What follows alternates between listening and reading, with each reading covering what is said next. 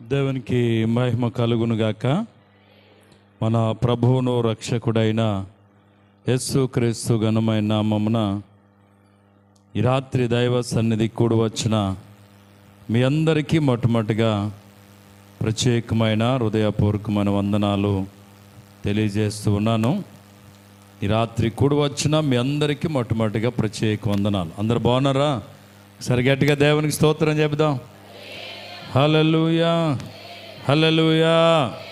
దేవుని మహా ఉచితమైన కృపను బట్టి గడిచిన వారం దినాలు ప్రభు మనలను కాచి కాపాడి మరొక వారం మరొక రాత్రి ప్రభు యొక్క పాద సన్నిధిలో మనందరం కలిసి ప్రభును స్తుతించడానికి మంచి సమయాన్ని ప్రభు ఇచ్చారు. చాలామందికి సమయం లేదు. దేవుని సన్నిధిలో మనం కలిసి ప్రభును స్తుతించడానికి ఈ మంచి సమయాన్ని ప్రభు ఇచ్చారు. ఈ రాత్రి ఒక ప్రత్యేకమైనటువంటి దినం. నెలలో ఆఖరి వారం. ఆ ఆఖరి వారాన్ని మనం అందరం కలిసి కొంచెంసేపు ప్రార్థన చేస్తూ ఉన్నాం. ఇంచుమించు 2-3 నెలలు మనం ప్రార్థన చేయలేదు. విపరీతమైన ఎండ గాలుపు, ఈ వేడి, ఇందులో కూర్చోవడానికి చాలా ఇబ్బంది అవ్వటాన్ని బట్టి మనం ప్రార్థనలు ఎక్కువ సమయం గడపలేకపోయాం.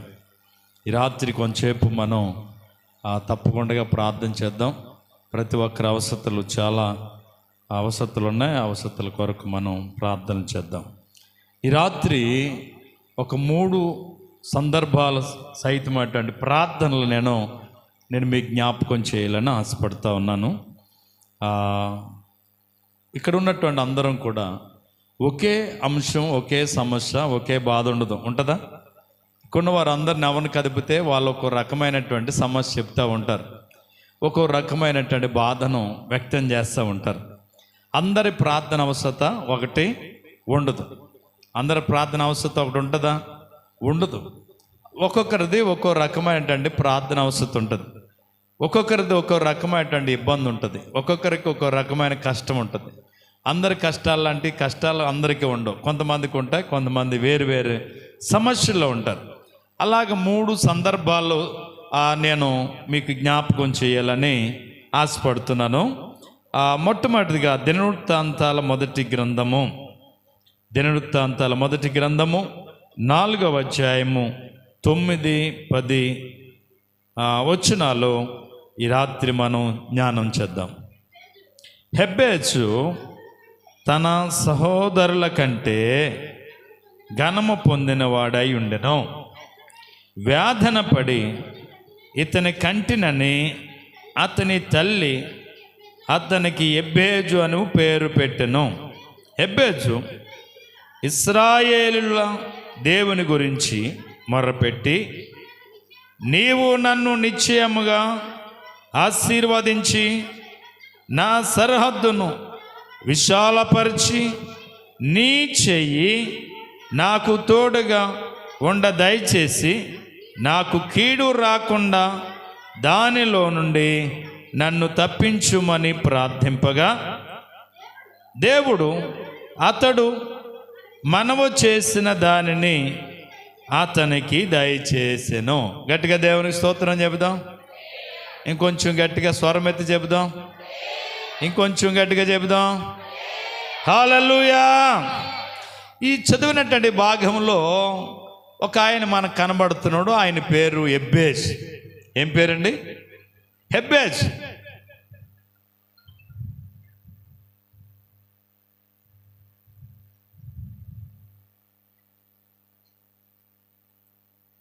హెబెజ్ మనకు కనబడుతూ ఉన్నాడు. ఈ హెబెజు పేరుకు అర్థం ఏంటంటే వేదన పుత్రుడు అని. ఏం పుత్రుడు? వేదన పుత్రుడు అని అర్థం అన్నమాట. ఎబ్బేజ్ అంటే ఎందుకు వేదన పుత్రుడు అని అంటే, తల్లి చెప్తుంది, నేను వేదన కనిగి ఈ బిడ్డను కంటిని గనుక ఇతనికి ఎబ్బేజ్ అని పేరు పెట్టిందట. వేదన పడి ఇతన్ని కంటినని అతని తల్లి అతనికి ఏం పేరు పెట్టింది? హెబెజ్ అని పేరు పెట్టింది. అంటే ఎబ్బేజ్ అనే పేరుకు అర్థం ఏంటంటే వేదన పుత్రుడని. బిడ్డను కన్నటువంటి తల్లులకు తెలుస్తుంది ఆ బాధ ఏంటో. ఆ బిడ్డలు కన్నప్పుడు వారు పడేటువంటి కష్టం, ఆ బాధ, ఆ వేదన ఇంక పరాయోళ్ళకి కూడా రాకూడదు బాబో ఈ బాధ అనుకుంటారట, అంత కష్టపడతారు. అందుకే ఆ వేదన పడకుండా ఇప్పుడు అంతా కూడా లేటెస్ట్గా ఏం చేస్తున్నారని టైం పెట్టించుకుని ఆ నొప్పులు పడకుండా డాక్టర్ అమ్మగారి దగ్గరికి వెళ్ళి స్కాన్ చేయించుకుని ఏ డేట్ రమ్మంటుంది ఆ డేట్ వెళ్ళి కరెక్ట్గా టయానికి ఇప్పుడు ఏం చేయించుకున్నారు తెలుసా, ముహూర్తం పెట్టుకుని మరి అంట ఆపరేషన్ చేయించుకుంటున్నారట. అంటే మంచి గడియల్లో పిల్లోడు పుట్టాలని లేక పిల్ల పుట్టాలని కూడా కరెక్ట్గా గడియలు మంచి అన్నప్పుడే ఆపరేషన్ చేయించుకునే పరిస్థితికి ఈనాడు చాలామంది వచ్చేసారు. ఏం పడలేక వేదన పడలేక. కానీ ఎబ్బేజు యొక్క తల్లి చాలా కష్టపడి వేదన పడి ఆ బిడ్డను కన్నది. మా చిన్నప్పుడు మా అమ్మోళ్ళు పిల్లలు కన్నారు అంటే చాలా వేదన పడి కన్నారు పిల్లల్ని. వాళ్ళు పగలంతా పనిచేసి వచ్చి రాత్రి పిల్లల్ని కనేవారు. ఇప్పుడు నెల దాటింది అని అంటే చెంబుతో నీళ్ళు ముట్టుకోవడానికి ఇరలేదు, బరువు మోయటానికి ఇరలేదు, గట్టిగా నడవటానికి ఇరలేదు, బండి మీద వెళ్ళటానికి వీరలేదు. చాలా జాగ్రత్తగా ఉండవలసి వస్తుంది. పూర్వం అలా కాదు. పూర్వీకులు పగలంతా పనిచేసి నైట్ పిల్లల్ని కన్న వాళ్ళు తెలుసు నాకు. అంటే ఆలోచన చేయండి, అప్పుడు వాళ్ళకి స్కాన్లు లేవు, అప్పుడు వాళ్ళకి ఈ ఆపరేషన్లు అంటే వాళ్ళకి ఏమీ తెలియదు. 2 రోజులు 3 రోజులు వేదన పడి వాళ్ళు బిడ్డలు కనేవారు. అలాగే కన్నదంట ఎబ్బేజు యొక్క తల్లి, వేదన పడి బిడ్డను కన్నదట. అందుకని అతనికి ఎబ్బేజు అని పేరు పెట్టిందంట. ఈ ఎబ్బేజు చాలా అన్నదమ్ములు కలిగిన వాడు, సహోదరులు ఉన్నారు అతనికి. వాళ్ళందరికంటే మంచి పేరు కలిగినవాడు అంటే ఎబ్బేజు. గట్టిగా దేవునికి స్తోత్రం చెబుదాం. ఒక తల్లి 4 పిల్లల కంటే 4 ఘనమైన వారుగా ఉంటారంటే ఉండరు. అందులో ఎవడొకడు ఉంటాడు తొండరోడు, అందులో ఎవడొకడు ఉంటాడు మాట ఎన్నోడు, అందులో ఎవడొకడు ఉంటాడు తల్లిదండ్రుల మాట ఎదిరించేవాడు. 3 బాగున్నా ఒకడు వ్యతిరేకంగా ఉంటాడు. వాడిని బట్టి ఆ తల్లి తండ్రి బాధపడుతూ ఉంటారు. ఆలోచన చేస్తే మిగిలిన వాళ్ళు ఎలాగున్నా కానీ ఈ ఎబ్బేజు ఏం పొందినవాడంట, ఏం పొందినవాడు, ఘనము పొందినవాడే ఉన్నాడట. అంటే ఘనత కలిగిన వాడు, అందరిలో కంటే మంచి పేరు కలిగిన వాడు ఎవరంటే ఎబ్బేజు. ఒకరోజు ఎబ్బేజు దేవుని సన్నిధికి వచ్చాడు. ఎబ్బేజు దేవుని సన్నిధికి వచ్చి దేవుని సన్నిధిలో ప్రార్థన చేస్తూ ఉన్నాడు. ఏమని ప్రార్థన చేస్తున్నాడు, నీవు నన్ను నిశ్చయముగా ఆశీర్వదించాలి. ఏం చేయాలా, నిశ్చయముగా నీవు నన్ను ఆశీర్వదించాలి. దేవుని సన్నిధికి వచ్చి ఆశీర్వాదాన్ని కోరుకుంటున్నాడు ఎబ్బేజు. నీవు నన్ను ఆశీర్వదించాలి. యాకోబు కూడా ఎబ్బోకరేవులో ఒకటి అడుగుతున్నాడు, నీవు నన్ను ఆశీర్వదిస్తేనే నేను నిన్ను విడిచిపెడతానన్నాడు.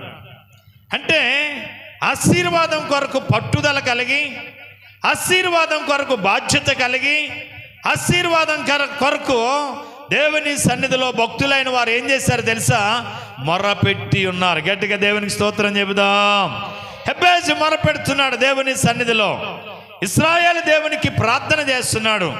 దేనికోసం ప్రార్థన చేస్తున్నాడు, ఇదిగో ప్రభా నీవు నన్ను ఆశీర్వదించాలా. ఏం చేయాలా, దేవుడు ఆశీర్వదించకపోతే మనం ఆశీర్వదించబడలేం.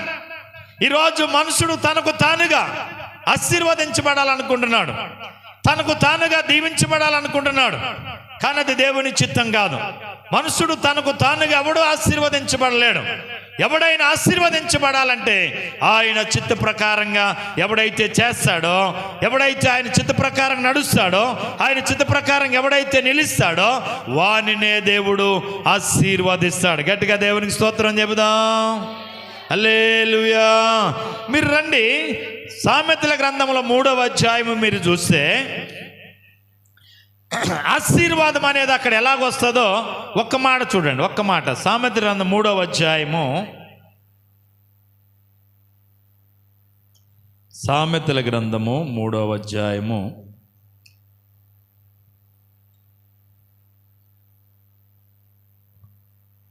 1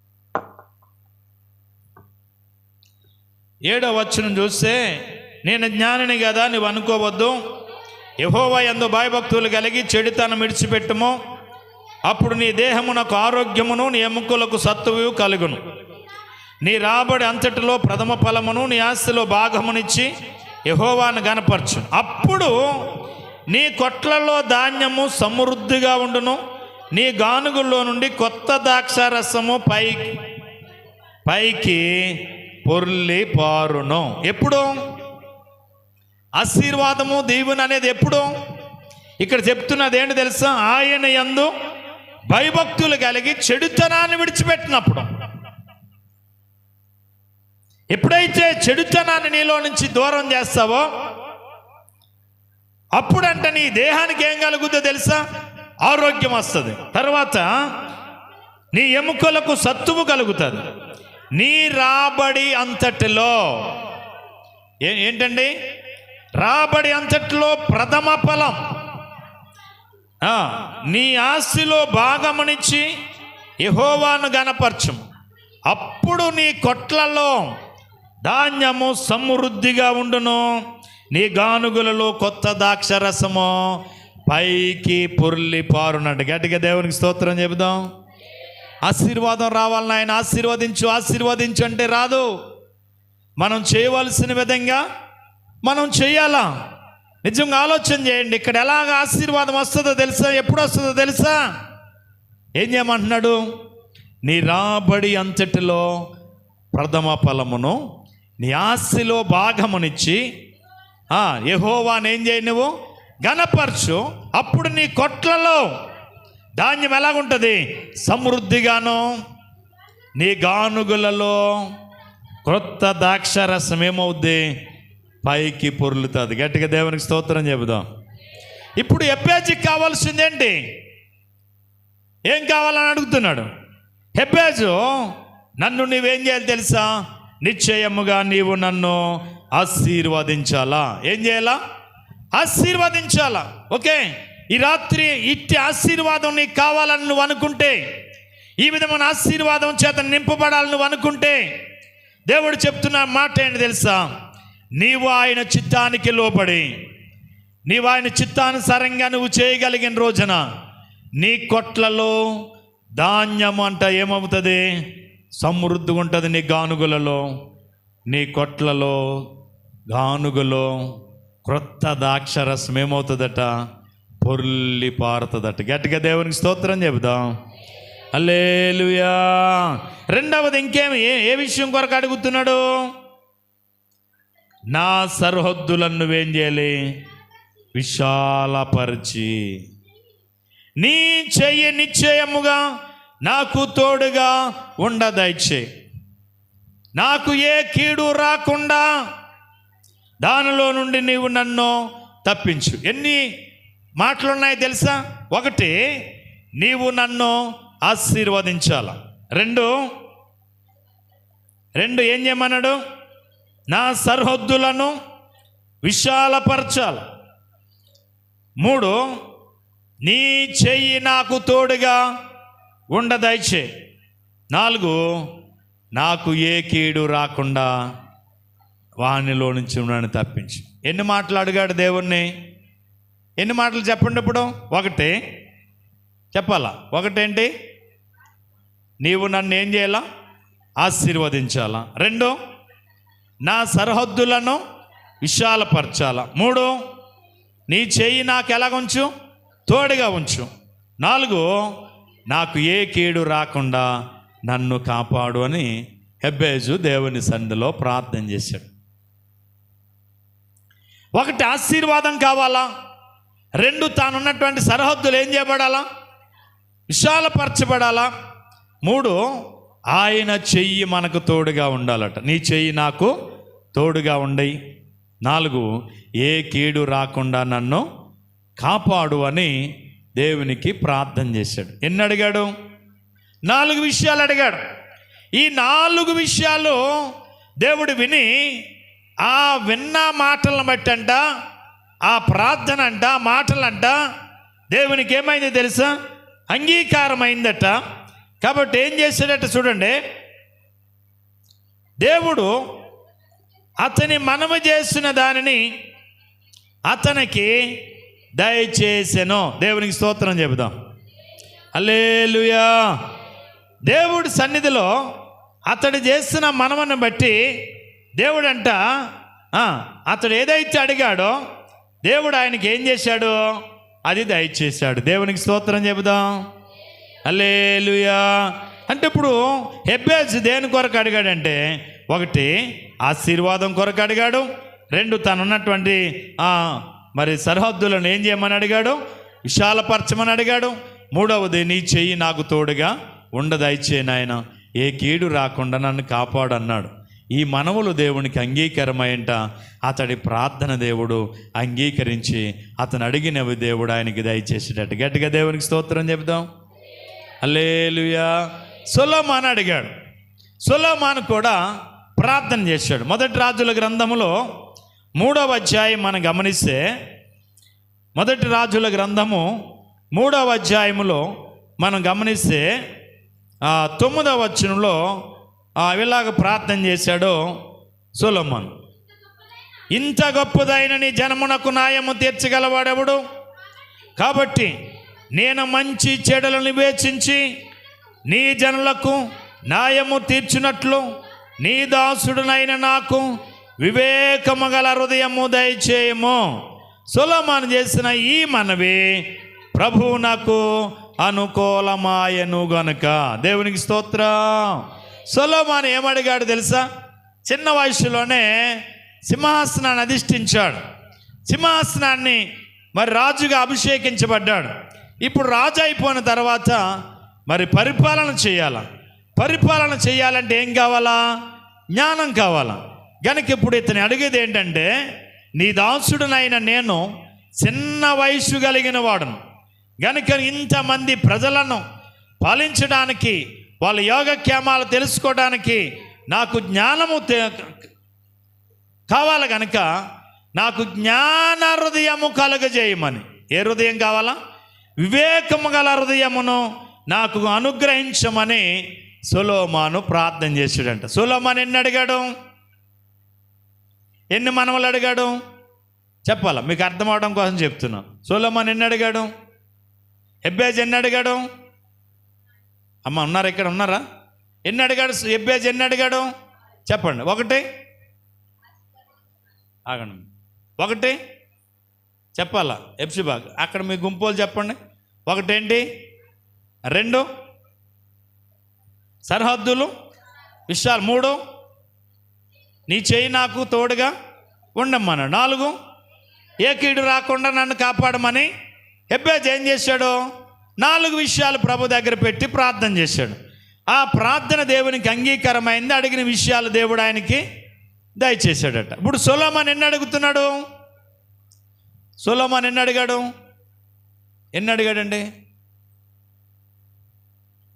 అది తెలితే బాగానున్ను, ఇలాగెందుకు మీ ఇలాగ కూర్చుంటాం అన్నాడు. చూస్తున్నావు అనుకో, తెలీదా? ఎన్ని అడిగాడు? వివేకము గల హృదయము నాకు దయచే. ఎన్ని? వివేకము గల హృదయము నాకు దయచేయమని అడిగాడు. ఈ మనవి దేవునికి ఏమైందట? అంగీకారమైందట. ఏమైంది? అంగీకారమైంది. అంటే మనుషుడు జ్ఞానం ఉంటే ఆ తెలివి ద్వారా బ్రతికేయచ్చండి. బ్రతకడానికి ఏం కావాలా? తెలివి కావాలా. ఇప్పుడు అజ్ఞాన కాలం అంట. ఏ కాలం? ఆ అజ్ఞాన కాలములో దేవుడు చూచి చూడకుండా ఊరుకున్నాడట. ఇది ఇప్పుడు ఏ కాలం? అయ్యో వర్షాకాలం అన్నాడు. చూస్తున్నారు, వర్షాకాలమే. అంటే ఈ కాలం కంప్యూటర్ యుగం, అజ్ఞాన కాలం కాదండి. ఇప్పుడు దొంగతనం వేసి వెళ్ళిపోయాడండి మన ఇంటి దగ్గర. పోలీసుల దగ్గరికి వెళ్ళి మా ఇంట్లో దొంగతనం జరిగిందండి, మరి ఎవరు చేసి ఉంటారు, ఎలాగుంటాడు అతను ఏంటన్నాం అనుకోండి, మీరు నల్లగా ఉంటాడండి, గెడ్డం ఉంటుందండి, ఇలా జుట్టు ఉంటుందండి, ఎర్ర సొక్క వేసుకో ఇలాగని చెప్పు. నువ్వు ఊహచిత్రాన్ని ఏం చేస్తారు తెలుసా? వాళ్ళు కంప్యూటర్లో నువ్వు చెప్పిన మాటలను బట్టి ఒక ఊహచిత్రాన్ని తీసి ఆ ఊహచిత్రాన్ని బయటికి రిలీజ్ చేస్తారు. అంటే ఇలాగ ఉంటాడనే దానికి ఒక సాదృశ్యం. అంటే ఏ యుగం ఇది? చాలా కంప్యూటర్ యుగంలో ఉన్నాం మనం. ఆజ్ఞాన కాలం అంట. కొత్తగా పెళ్ళయిందంట విజయ్లాగా. ఆషాఢం వచ్చింది. ఆషాఢం అయిపోయిన తర్వాత పెళ్ళికొడుకు అత్తోరింటికి వెళ్తాడు కదా, వెళ్ళేటప్పుడంట బయట బజార్లో ఐసులు అమ్ముతున్నాడంట ఒకడు. మా ఆవిడ చాలా ఇష్టమంది ఐసు, అలాగ ఐస్ క్రీమ్ అని రానవట్లేదు ఐస్ కొనేదాకానే, కాబట్టి ఇప్పుడు వెళ్తే ఐసులు అట్టుకెళ్తే బాగుంటుంది అనుకున్నాడట. ఎందుకని? ఆవిడకి ఇష్టం కనుక. ఇప్పుడు ఐసులు కొన్నాడు, 3 ఐసులు జేబులు వేసుకున్నాడట. ఇక్కడి నుంచి ఉడుముడు నడిచి వెళ్ళాల. ఏమన్నా ఫ్లైట్ అనుకోండి 2 నిమిషాలు వెళ్ళిపోవచ్చు, ఐస్ కరగదాం. కానీ ఏమవ్వాలా? ఆ కాలం సైకిల్ లేదు, బండి లేదు, నడిచి వెళ్ళాలన్నమాట.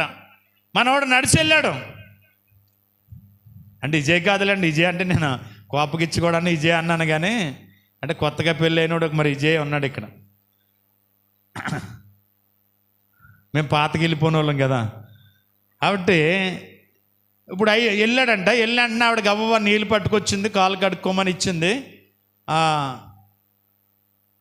రుషిత నీకేం తెచ్చాను తెలుసా అన్నాడట.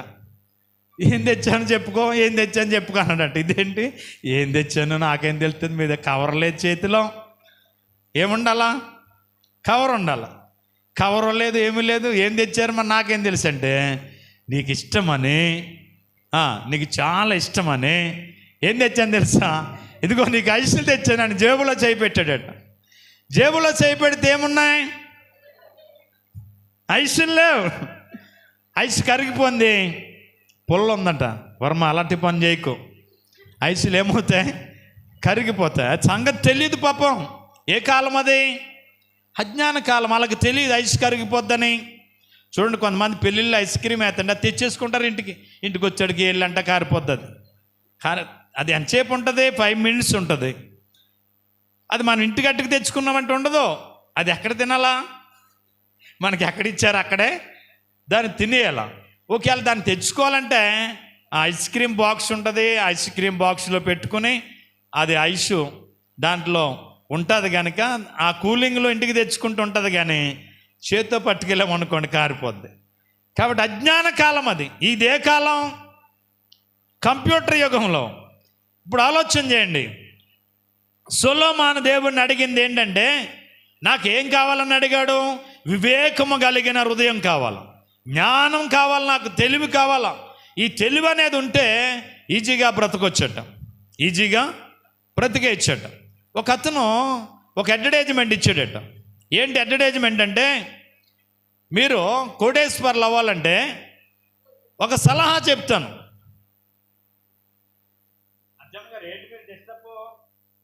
జరగట్లేదా? అర్థం అవట్లేదా? లేకపోతే నా మాట వినపట్లేదా?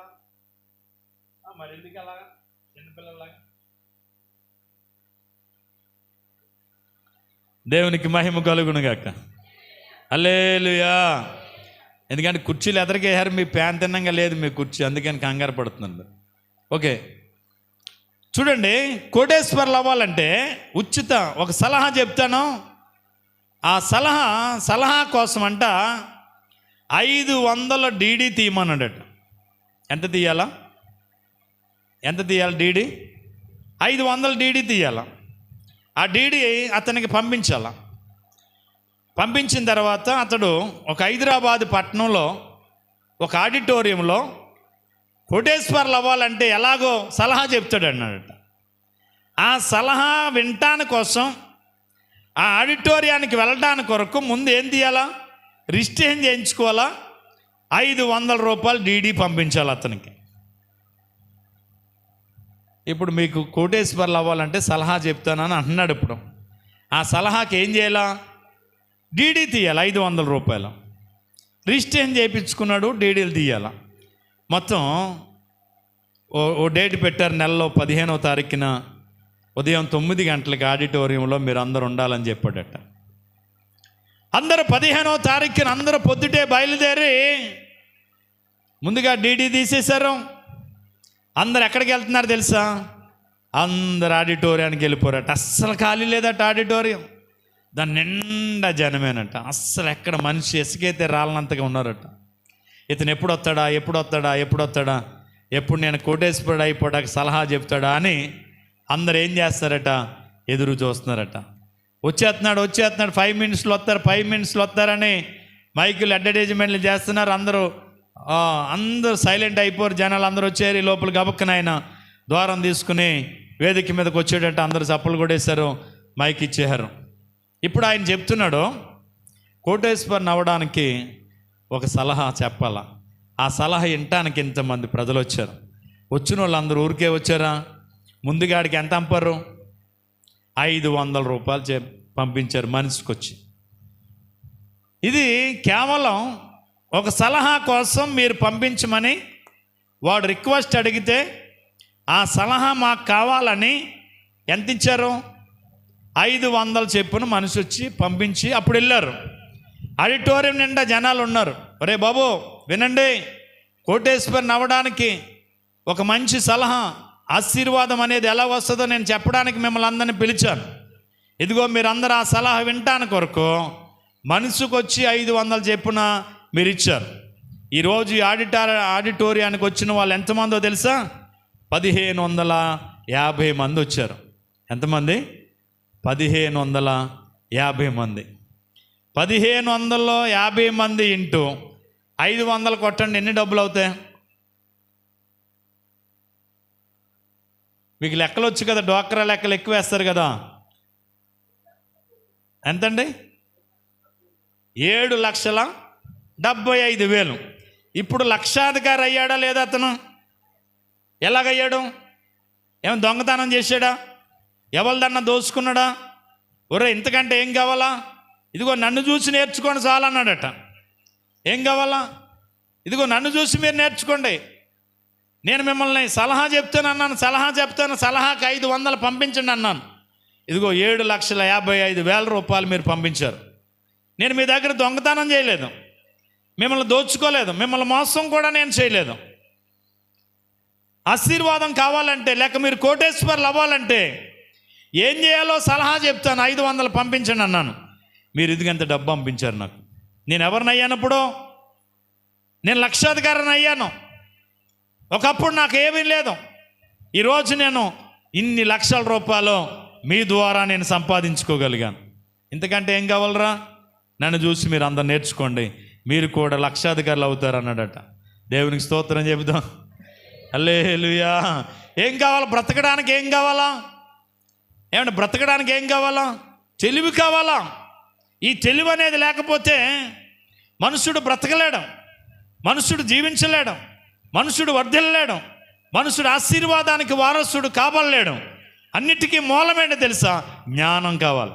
ఇప్పుడు అజ్ఞానంగా ఉన్నవాడికి వాడు చేతి కట్టుకెళ్ళి ఒక బంగారపు ఒక ముద్ద ఇచ్చే మనం ఏం చేసుకుంటాడు? దాన్ని ఉపయోగించుకోవటం వాడికి చేత కాదు. అరణ్యములో సముద్రం వార 4 కుర్రోళ్ళు నడుచుకుంటూ వెళ్తున్నారట. నడుచుకుంటూ వెళ్తుంటే అక్కడ తలతల మెరిచిపోయే రాళ్ళు గుట్ట ఉందంట, కనబడుతుందంట వాళ్ళకి. ఏంటి మెరుపు చాలా కొత్తదనంగా మెరుస్తున్నాయట. అందులో కుర్రోడు ఆ రాళ్ళు అంట దగ్గరున్న టవల అలా పరుచుకుని ఆ రాళ్ళు మూట కట్టుకున్నాడంట. కొన్నిటిని ఆడు మోసుకోగలిగినన్ని. కనమ వాళ్ళంట రాళ్ళు చేతితో పట్టుకుని వాళ్ళు ఇసురుకుంటా వచ్చారట. ఈడేమో రాళ్ళు ఏం చేసుకున్నాడు? మూట కట్టుకుని తుమ్మాలతో భుజాన్ని వేసుకుని వస్తున్నాడు. వీళ్ళు ఏం చేశారు? మిగిలిన కుర్రాళ్ళు ముగ్గురును ఆ రాళ్ళు తీసుకుని ఎంత దూరం వెళ్తుంది అన్నట్టుగా ఇసురుకుంటూ వచ్చారట. చివరికి వచ్చేటప్పటికి ఓ కుర్రోడు చేతులు ఒకే ఒక రాయి ఉందట. ఈ మూటట్టుకున్నవాడు జాగి ఇంటికి వెళ్ళిపోడు. వీడు ఊళ్ళోకి వచ్చాడట. ఊళ్ళోకి వచ్చేటప్పటికి ఆ చేతిలో తలతల మెరిచిపోయే రాయి ఉందట.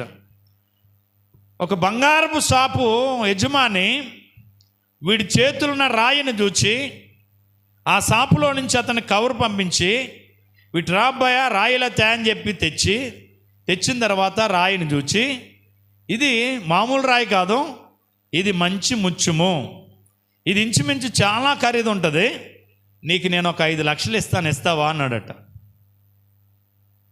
ఎన్ని లక్షలు ఇస్తాను? ఈ 5 లక్షలు ఇస్తాననగానంట వాడు ఏడవటం మొదలెట్టాడట. ఎందుకు ఏడుస్తున్నాడు?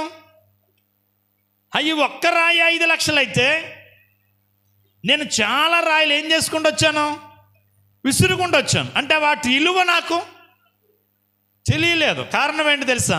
అజ్ఞానం కలిగిన వాడికి దాని విలువ తెలియదు. ఈరోజు చాలామంది జీవితాలు ఎలాగుండిపోతున్నాయో తెలుసా? ఇంకా అజ్ఞానంగానే ఉంటున్నారు. వాళ్ళు ఎదగడానికి కొరకు మార్గాలు ఎదురున్నా కానీ ఆ మార్గాల్లో నడవలేని స్థితిలో ఉంటున్నారు. వాళ్ళు అలాగే చెప్తారులే అనుకుంటున్నాడు, వాడు అలాగే బోధిస్తారు, వాళ్ళకి అంతే అనుకుంటారు కొంతమంది. వాడు ఎదుగుదల కొరకు చెప్పిన మాటలు కూడా విని ఆ ప్రకారంగా మనుషుడు ఏం చేయలేకపోతున్నాడు. వీడు ఎలాగున్నాడంటే ఇంకా అజ్ఞానంగానే ఉన్నాడు. ఆలోచన చేయండి ప్రియ దేవుని బిడ్డలారా. ఇప్పుడు ఎవడు ధన్యుడు? వీళ్ళ నలుగురిలో ఎవడు ధన్యుడు చెప్పండి? ఎవడు తెలివైనడు? మూట కట్టుకున్నాడు చూడండి, మూట తెచ్చుకున్నాడు ఇంటికి. ఆడికి విషయం తెలిస్తే ఆడు ఎగిరి ఏం చేస్తాడు తెలుసా? గొంతేస్తాడు. కారణం వాడు కోటేశ్వరుడు అయ్యే పరిస్థితి కదా. చాలామంది జీవితాలు ఎలా ఉండిపోతున్నాయో తెలుసా? అజ్ఞానంగానే ఉంటున్నారు. ఈరోజు చదువుకునే పిల్లలకి ఎవరే అలా కాదు, ఎలా చదువుకోవాలి, నువ్వు ఎలా చేయంటే కూడా ఎంటలేదు మాట. స్కూల్కి వెళ్ళే పిల్లల్ని రే స్కూల్కి ఎందుకు వెళ్ళలేదు ఈరోజు అంటే, నీకే నేను వెళ్ళను అనే కాడికి ఉన్నారు. కానీ ఆ స్కూల్కి వెళ్ళి చదువుకున్నామనేటువంటి జ్ఞానాన్ని వాళ్ళు పెంపొందింపు చేసుకోలేకపోతున్నారు. ఏ యుగములో? జ్ఞాన యుగములో, కంప్యూటర్ యుగములో కూడా మనుషుడు ఇంకెలాగున్నాడు తెలుసా? ఈ యుగములో కూడా ఇంకా అజ్ఞానులుగానే ఉంటున్నారు కొంతమంది. ఇంకా ఎక్కడున్నారంటే ఆ పూర్వపు స్థితిలో ఉండిపోతున్నారు. ఆలోచన చేయండి ప్రియ దేవుని బిడ్డలారా. మనుష్యుడు ఎదుగుదలకు, ఆశీర్వాదానికి, దీవెనకరం కావాల్సింది ఏంటి తెలుసా? జ్ఞానం కావాలా? సొలొమోను అడుగుతున్నది ఏంటి తెలుసా? జ్ఞానం కావాలా తండ్రి, నాకేం కావాలా? జ్ఞానం కావాలన్నాడు. దేవుడు ఎన్ని ఇచ్చాడు ఆయనకి? ఎన్ని అడిగాడు? ఒకటే అడిగాడు సొలొమోను. దేవుడు ఎన్ని ఇచ్చాడు? కింద వచ్చినానికి వెళ్దాం. దేవుడు అతనికి ఇలాగూ సెలవిచ్చెను, దీర్ఘాయువునైనను ఆశ్చర్యమైనను శత్రువుల ప్రాణమైనను అడుగక న్యాయములను గ్రహించుటకు వివేకమును అనుగ్రహించమని అడిగితివి. నీవిలాగ అడుగునందున నీ మనవి ఆలకించుచున్నాను. బుద్ధి వివేకము గల హృదయము నీకు ఇచ్చుచున్నాను. ఒకడును లేడు, ఇక మీదట నీ వంటి వాడు ఒక్కడును ఉండడు. తర్వాత నువ్వు ఐశ్వర్యమైనను ఘనతనైనను ఇమ్మని అడగకపోయినను నేను వాటిని కూడా నీకు ఇచ్చుచున్నాను. నీ దినములన్నిటిలో రాజుల్లో నీ వంటి వాడు ఒక్కడునో ఉండడు. ఏమిచ్చాడు ఇంకానే? ఆయన ఒకటి అడిగితే దేవుడిచ్చిన ఎన్ని చెప్పాల? ఐశ్వర్యం ఇచ్చాడు. తర్వాత ఏమిచ్చాడు? దీర్ఘాయువునిచ్చాడు. అంటే ఒకటే అడిగితే దేవుడు ఆ ఒక్క మనవి దేవునికి అంగీకారం అయ్యి ఈ ఒకటితో పాటు ఐశ్వర్యం ఇవ్వాలనుకున్నాడు. దేవుడు ఐశ్వర్యం ఇచ్చాడు. అంతేకాదు దీర్ఘాయువును దేవుడు ఆయనకి అనుగ్రహించాడట.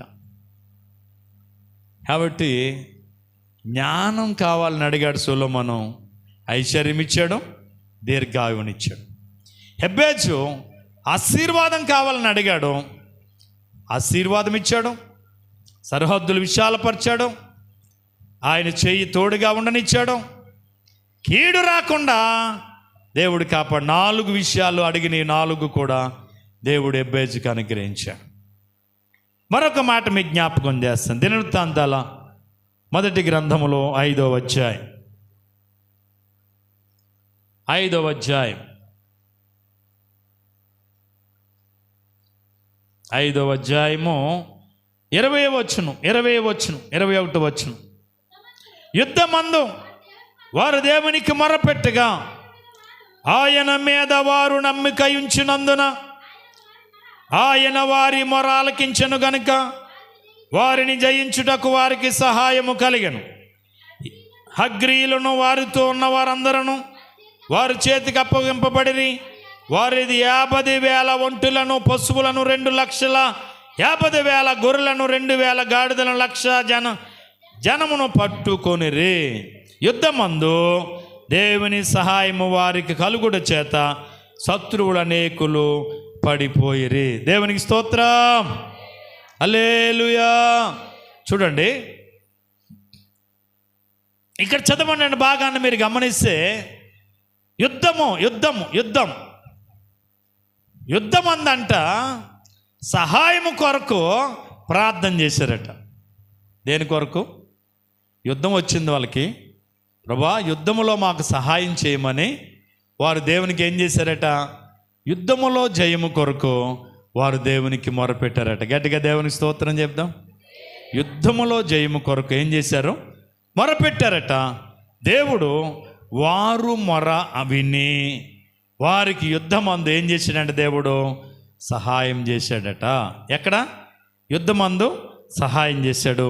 శత్రువులను వాళ్ళ చేతికి అప్పగించి విజయాన్ని ఇచ్చాడట. గట్టిగా దేవునికి స్తోత్రం చెప్దాం. అంటే యుద్ధములో శత్రువుల నుండి విజయము కొరకు వాళ్ళు దేవునికి మొరపెట్టారు. వాళ్ళ మొర దేవుడు ఆలకించాడు. మరొక ప్రార్థన మీకు జ్ఞాపకం చేస్తాను. 107వ కీర్తన 19వ వచనం. కష్టకాలమందు వారు యెహోవాకు మొరపెట్టిరి, ఆయన వారి ఆపదలో నుండి వారిని విడిపించెను. ఆయన తన వాక్కును పంపి వారిని బాగు చేసెను. ఆయన వారి పడిన గుంటలో నుండి వారిని విడిపించెను. కష్టకాలము నిజమే. ఒకసారి కష్టం వస్తూ ఉంటుంది అందరికీ. కష్టాలు లేనివాడు ఎవడు ఉండడు, కానీ కష్టం వస్తూ ఉంటుంది ఏదో ఒకసారి. కానీ ఆ కష్టకాలంలో వారు ఏం చేశారట? దేవునికి మొరపెట్టారట. ఓకే, ఈ రాత్రి ఒకవేళ ఏ కష్టం వచ్చినా, నీకు ఏ ఇబ్బంది నీకు కలిగినా, వీళ్ళు ఏం చేశారు తెలుసా? కష్టకాలమందు దేవునికి మొరపెడితే ఆయన వారికి ఏమిచ్చాడట? ఉత్తరం ఇచ్చాడట. ఆయన వారి పడిన గుంటలో నుండి వారిని ఏం చేశాడట? పైకి లేవనెత్తాడట. ఏ గుంటలో పడ్డావో, ఏ గుంటలో ఉండిపోయావో, ఏది నిన్ను కృంగజేస్తుందో, ఏది నిన్ను బలహీనపరిచిందో, ఏది నిన్ను పైకి రాకుండా చేస్తుందో, ఏది నిన్ను ఎదగడానికి లేకుండా నిన్ను అనగార్చుతుందో, అది నీ నుండి దూరం కావాలంటే వాళ్ళు ఏం చేశారంటే తెలుసా? కష్టకాలంలో దేవునికి మొరపెట్టారట. దేవుడు వారు మొర విన్నాడట. కష్టంలో నుంచి వాళ్ళని విడిపించాడట. ఈ రాత్రి 4 సందర్భాలు మీకు జ్ఞాపకం చేశాను.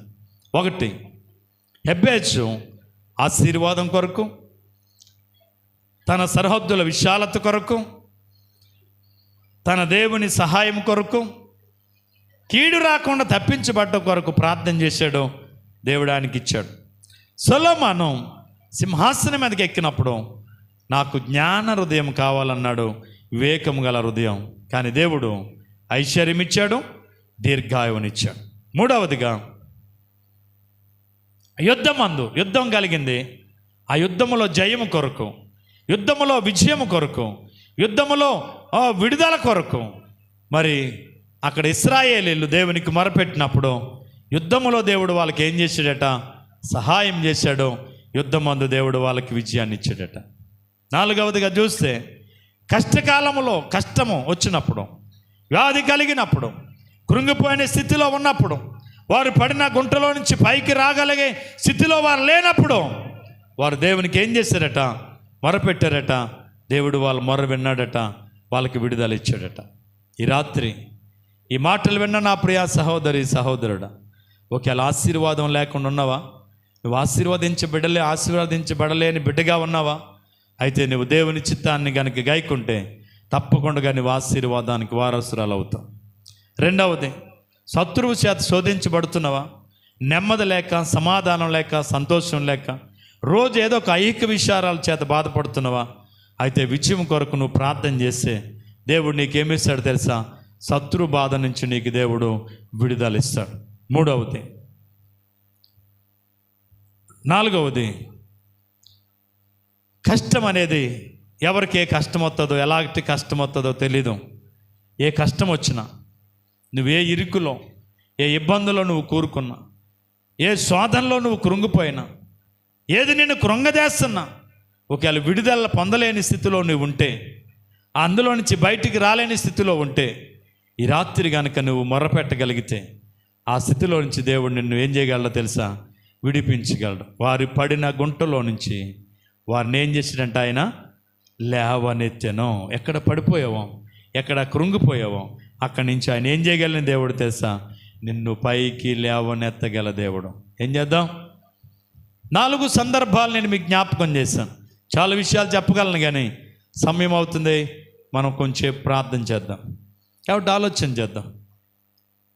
ఏ సమస్యలో నువ్వు ఉన్నా, ఏ ఇబ్బందులు ఉన్నా ఆధారపడద్దాం, తొందరపడద్దు, నిరీక్షణ ఉంచు, విశ్వాసం కలిగి నువ్వు ప్రార్థన చేయి. భక్తుల జీవితాలు అద్భుతాలు చేసిన దేవుడు మరి మన జీవితాల్లో చేయడా? మనం అడిగితే దేవుడు మనకి ఇవ్వడా? ఏది అడిగితే అది ఇస్తానని చెప్పాడు దేవుడు. అడుగుడి మీకు ఇవ్వబడి అన్నాడు, వెదకుడి మీకు దొరుకునన్నాడు, అడుగు ప్రతివాడు పొందునన్నాడు. నా యందు మీరును మీ యందు నా మాటలు నిలిచి ఎడల మీకు ఏది ఇష్టమో అడగండి, అది నేను ఇస్తానన్నాడు. నాకు మొరపెట్టండి, నేను మీకు ఉత్తరం ఇస్తాను. మీరు గ్రహింపలేని గొప్ప సంగతులు, ఘోరమైన సంగతులు నేను మీకు తెలియజేస్తానని వాగ్దానం చేసిన దేవుడు మాట తప్పేవాడు కాదు. మాట ఇచ్చి తప్పేవాడు అసలే కాదు. ఆయన అబద్ధం ఆడడానికి నరుడు కాదట. కనుక ఆయన విశ్వాసం ఉంచుదాం, నిరీక్షణ ఉంచుదాం. ప్రభు చేయి కార్యాల కొరకు ఆశతో ఎదురు చూస్తాం. మనసు నిలిపి ఆయన నమ్మిక ఇచ్చి ప్రభుని అడుగుదాం, మేలును ఆస్వాదిద్దాం, ఆశీర్వాదానికి వారసులు అవుదాం. అట్టి కృపదేవుడు మన అందరికి అనుగ్రహించును గాక. ఆమేన్. మీ అందరికీ వందనాలు. నీ ఉచితమైన కృప చేత గడిచిన దినములన్నీ మమ్మల్ని కాపాడాం. ఈ రాత్రి నీ పాద సన్నిధిలో మేమంతా కలిసి పాటల్లో, ప్రార్థనలో, ఆరాధనలో, వాక్య పరిసరలో, విజ్ఞాపన ప్రార్థనలో మీరంతో మా కృపనిచ్చారు. మీకు స్తోత్రాలు. ఇంతవరకు నీ సందులో మేము చేసిన ప్రార్థనలు విన్నాం. తప్పక ప్రతిఫలం ఇస్తావని విశ్వాసం మాకుంది నాయన. ఈ యొక్క రాత్రికాల సమయంలో మేము ఏ విషయాల కొరకు నేను అడిగాము నువ్వు విన్నావు తండ్రి. ఆ రోజు ఎబ్బేజ్ అడిగితే అతని అడిగినవన్నీ ఇచ్చాం. సొలొమోను అడిగితే అడిగిన దానికి రెట్టింపు ఇచ్చాం. యుద్ధమందు వారి విజయం కొరకు ప్రార్థన చేస్తే విజయాన్ని ఇచ్చాం, అభివృద్ధినిచ్చాం, ఆశీర్వాదాన్ని ఇచ్చాం. అలాగే తండ్రి కష్టకాలంలో వారు మొరపెడితే వారికి ఉత్తరం ఇచ్చాం. వారు ఏ గుంటలో పడిపోయారో ఆ గుంటలో నుంచి లేవనెత్తాం. ఈ రాత్రి మేము ఏటి కొరకైతే ప్రార్థించామో విన్నావు, తప్పక మేలు చేస్తామని విశ్వాసం మాకుంది నాయన. అట్టి విశ్వాసంతో మేము ముందుకు సాగినట్లు కృపనివ్వండి. కుడి వచ్చిన చిన్నబిడ మొదలుకొని పెద్దవారి వరకు మీ దేవుళ్ళతో నింపండి. విత్తబడిన మాటలు ప్రతి హృదయంలో ఫలింప చేయండి. కానీ ఘనత, మహిమ, ప్రభావాలు మీరు పొందండి. బిడ్డలు తీసుకొచ్చిన కానుకలు దీవించండి. రెట్టింపు ఆశీర్వాదాలు బిడ్డలకి ఇవ్వండి. ఎందరైతే రాలేకపోయారో వారు మేము కలిసి మరొక వారంలో నిన్ను ఆరాధించుకునే తరుణం, సమయం మా బ్రతుకులో మీరు ఇమ్మని, వచ్చిన ఆరాధనలో పాల్గొన్న చిన్నబిడ్డ మొదలుకొని పెద్దవారి వరకు మీ దీవులను నింపమని, ఘనత, మహిమ, ప్రభావాలు మీరే పొందమని యేసయ్య శక్తి గల నామమున ప్రార్థించి స్తుతించి అడిగి వేడుకొనుస్తున్నాం పరమ తండ్రి. ఇప్పుడు మన తండ్రి అయిన దేవుని యొక్క ప్రేమయు, కుమారుడైన యేసుక్రీస్తు వారి యొక్క కృపయు, పరిశుద్ధాత్మికమైన సహవాసము, సమాధానం మనకును, మన కుటుంబాలకును, గ్రామానికి, సంఘానికి ప్రభు కృప నిత్యము తోడై నడిపించునుగాక. ఆయన సన్నిధి కాంతి మన మీదను, మన బిడ్డల మీదను, సంఘం మీదను, గ్రామం మీద నిత్యము నిలుచునుగాక. యేసు రక్తమేచ్చ, సిలువ రక్తమేచ్చ, ప్రవేశ రక్తం సంపూర్ణ విషయం, అపవాదికి ఎలుగనంత నాశనము కలుగునుగాక. Amen, amen, amen. అందరికీ వందనాలు.